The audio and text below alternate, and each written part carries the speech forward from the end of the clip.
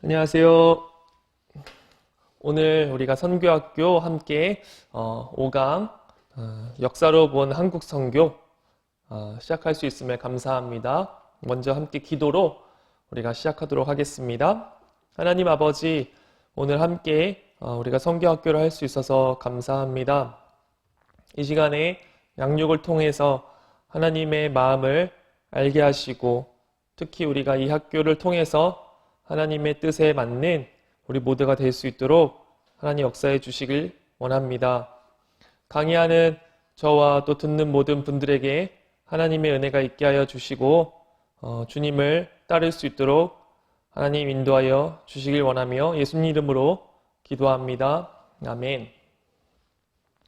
오늘 제가 나눌 내용은요, 역사로 본 한국 선교입니다. 6.25 전쟁 이전까지인데요.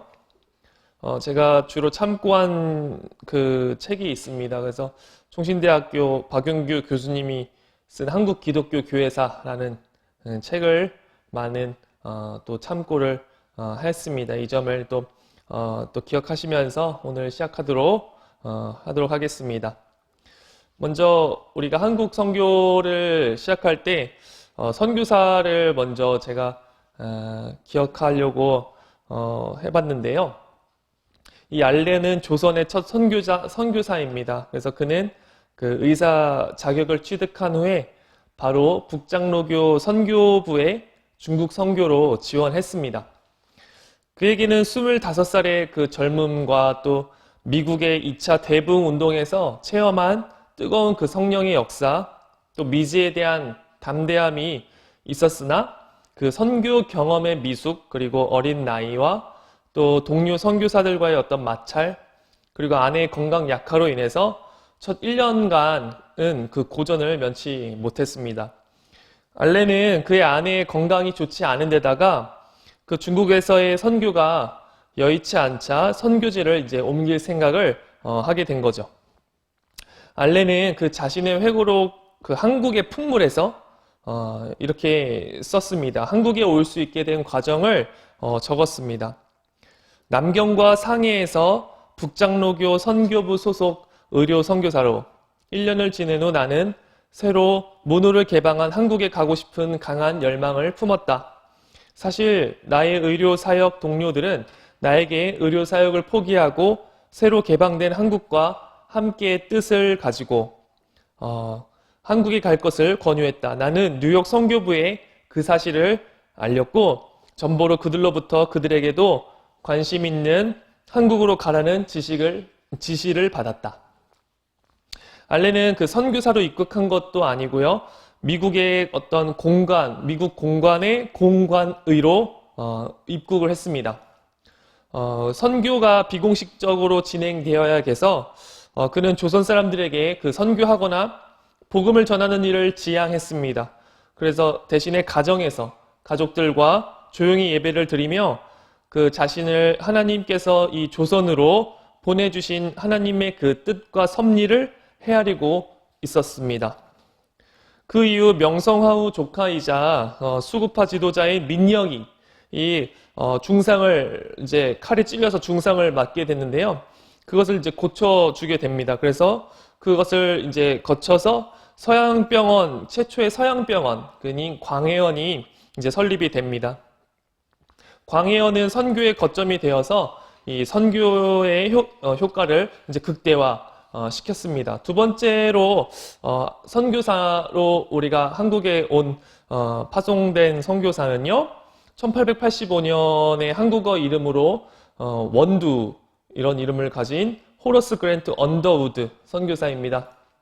언더우드는 감리교의 아펜젤러 이 사람과 더불어 개신교를 대표할 수 있는 선교사입니다. 그는 한국의 근대 선교의 아버지라고 또 불리우기도 해요.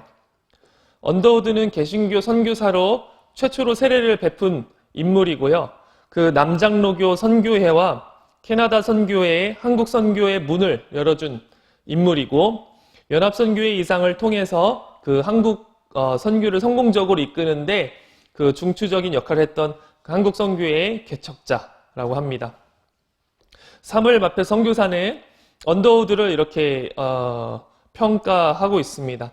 한국 선교 초기 언더우드는 모든 면에서 끈기 있는 지도자였다. 그의 위대한 열심, 불굴의 에너지, 예수 그리스도의 메시지가 초자연적이라는 위대한 신앙과 깊은 확신은 그를 탁월한 지도자로 만들었고 모든 종류의 선교 사역의 출발에 있어서 영향력을 발휘하도록 만들어 주었다. 이렇게 얘기합니다. 그래서 라토렛도 라토렛은 20세기의 가장 어떤 뛰어난 교회사가라고 이제 그 평을 받고 있는데요. 라토렛은 언더우드에 대해서 이렇게 얘기합니다. 1885년에 두 번째 장로교 선교사 언더우드가 도착했다. 언더우드는 선교를 계속하였고 얼마 지나지 않아 한국 선교를 주도하는 현명한 선교사가 되었을 뿐 아니라 또한 교육자, 성경 번역자, 그리고 다른 기독교 문서, 사전 편집자, 복음 전도자, 조직가, 그리고 국왕의 비공식적 고문관으로 탁월한 업적을 남겼다. 라고 씁니다. 장로교의 언더우드가 한국 선교의 초석을 놓을 수 있었던 배후에는 가장 뛰어난 선교사 가운데 한 사람으로 또한 평가받고 있는 감리교의 아펜젤러가 있었습니다.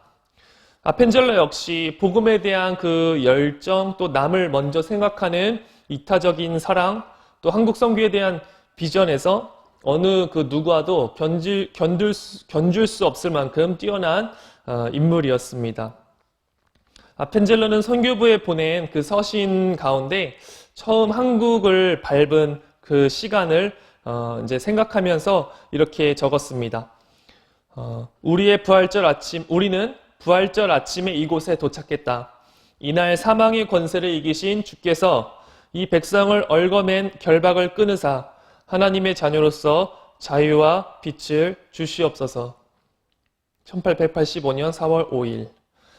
그는 언더우드 선교사와 더불어 다양한 일들을 이제 이루어냈습니다. 그 중에도 정동 제1감리교회, 배제학당, 한글 성경이 그 아펜젤러가 남긴 어떤 유산이죠. 이후 그는 이제 순교로 삶을 마쳤습니다.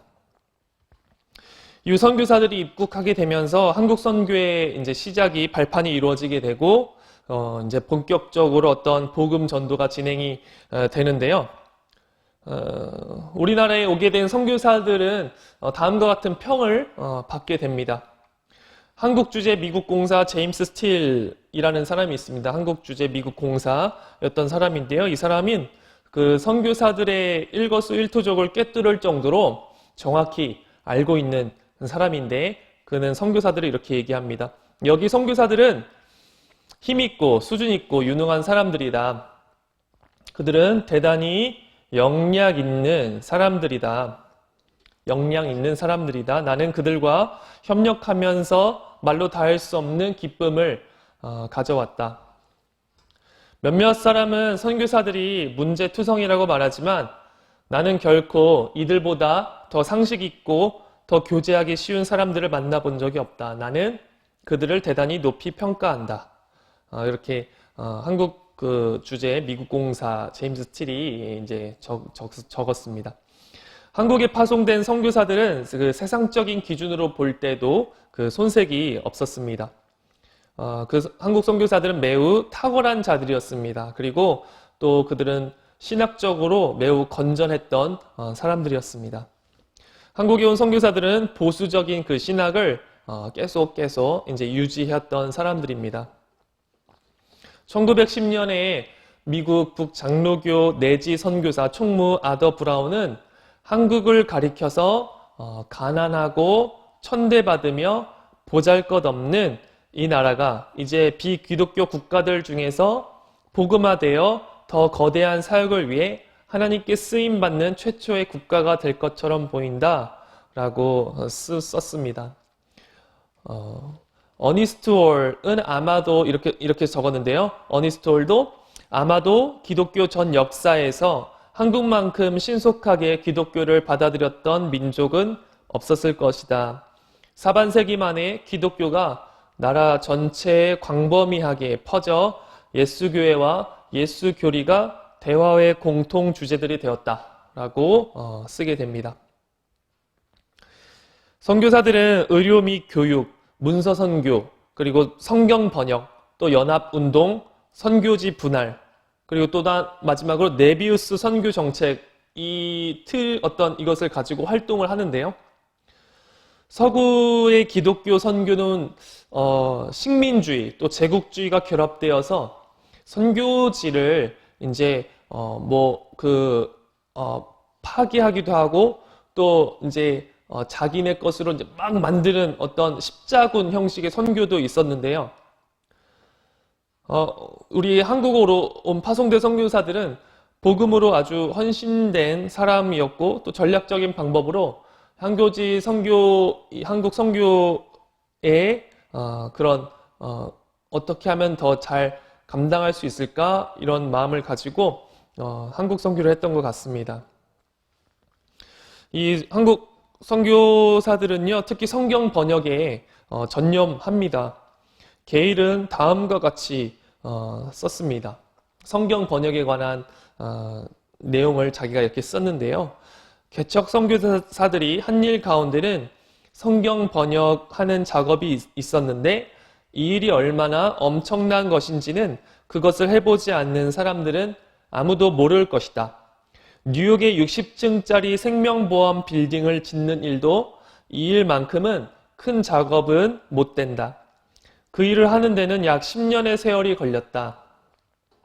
건물을 지으려면 기초를 놓기 위해 땅을 파야 하듯 문장들을 골라내야 하고 단어들의 의미를 파헤치며 엄습해오는 말라리아와 또 피곤과 싸우면서 선택하고 재어보고 판단하고 기록하는 그 모든 과정을 생각해 볼 때 이것은 우리에게 파나마 운하 파는 것을 연상시킨다.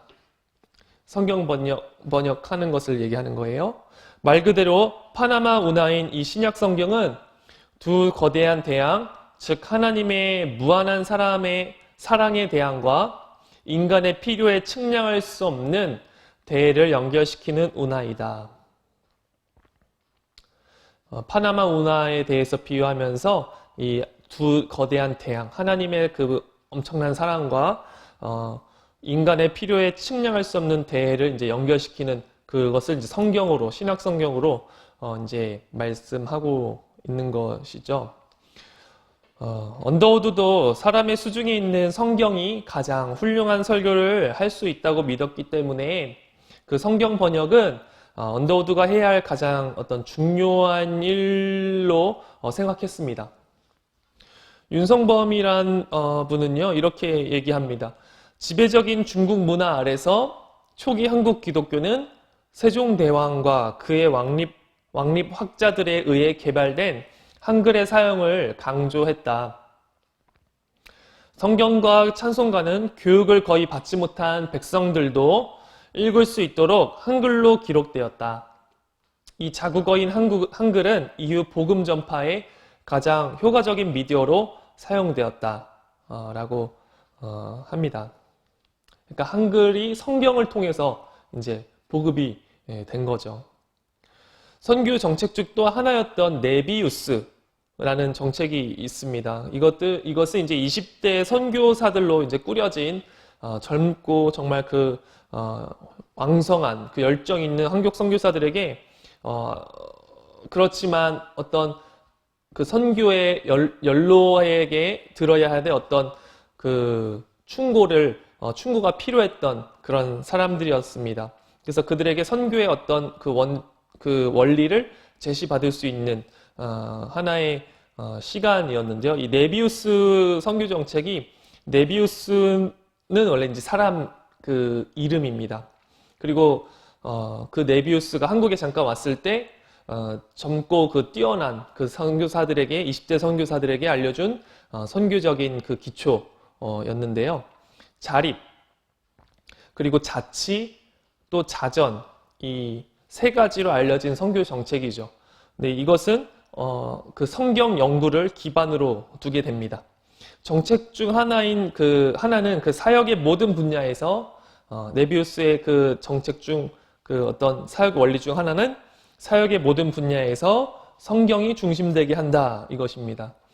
또 이것은 한국 선교가 그리고 처음부터 성경 중심의 또 교회로 정착할 수 있는 어떤 중요한 그런 계기를 제공합니다. 이 정책을 바탕으로 한국 기독교인들은 성경에 능통한 자들이 됩니다. 1895년에 명성황후가 시해됩니다. 그리고 나서 고종은 선교사들에게 좀 이제 잘 그 도움을 요청하죠. 선교사들에게 교회와 민족은 그 따로가 아니었고 하나였습니다. 교회는 결의 아픔에 동참했고요. 국가와 교회의 일치는 선교사님들이 가졌던 어떤 그 시야였고 마음이었습니다. 또한 당시 그리스도인이면 하나님께 충성하는 것이 곧 국가에 대한 충성도 가져야 한다. 그런 보편적인 인식을 갖고 있었는데요. 그렇지만 우선순위는 분명했습니다. 국가의 법이 하나님의 말씀에서 이제 아니라고 하면 하나님 말씀을 따라야 된다는 우선순위였던 거죠. 교회가 흥하게 되는 것, 우린 지금도 그렇죠. 교회가 흥하게 되는 것은 곧 나라를 위한 것이고 국가적 위기에서 벗어나는 길은 민족의 복음화인 것을 믿었습니다. 교회가 흥하게 되는 것이 곧 나라를 위한 것이고 국가의 위기에서 벗어나는 것은 민족의 복음화인 것을 믿었던 것이고 또 그리스도인들 의식 속에는 복음의 대민족적 사회적 책임, 그냥 복음의 대민족적 사회적 책임, 이 뿌리 내리기를 시작합니다. 1910년 한국은 강제적으로 이제 일본과 합병이 되었습니다. 한국은 그리스도인들은 민족의 상실에 있어서 통분을 금치 못하고 또한 절규합니다. 1910년 한일병탄 그 이후에 독립운동을 한 사람의 대다수는 기독교인이었고 또 비밀결사조직 신민에 합류한 사람들은 12만 명이라고 합니다. 신앙을 가진 이들 중에는 민족을 또 지키려고 자신의 몸을 아끼지 않는 자들이 있었는데요. 한일과 합병된 것, 나라를 국가를 잃은 것은 자기가 죽는 것보다 더한 비극이라고 생각하면서 일제부터의 해방이 하나님으로부터 부여받은 어떤 거룩한 사명이라고 생각했었던 것이죠.